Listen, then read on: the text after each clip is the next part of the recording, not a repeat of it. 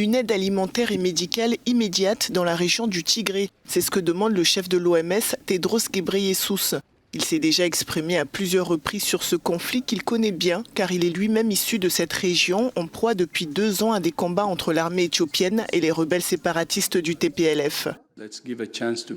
Il faut donner une chance à la paix. Dans le même temps, nous exhortons... Mais nous demandons également la livraison immédiate de nourriture et de médicaments. Les parties à autoriser... Ainsi que bien sûr la reprise des services de base. alimentaires et de médicaments. Le gouvernement éthiopien et les rebelles tigréens ont conclu un accord à Pretoria le 2 novembre après plusieurs jours de discussions sous l'égide de l'Union africaine. Mais pour le docteur Tedros, malgré cet accord, l'aide arrive difficilement dans la région. Rien ne bouge en termes d'aide alimentaire et de médicaments. De nombreuses personnes meurent de maladies pouvant être soignées et de nombreuses personnes meurent de faim.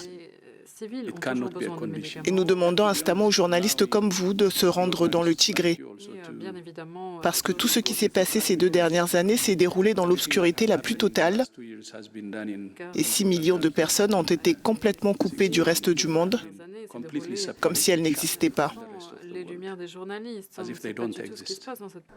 Ces prises de position du docteur Tedros lui ont valu de nombreuses critiques, notamment du gouvernement éthiopien. En janvier, le ministère des Affaires étrangères a demandé à l'OMS d'ouvrir une enquête sur son directeur.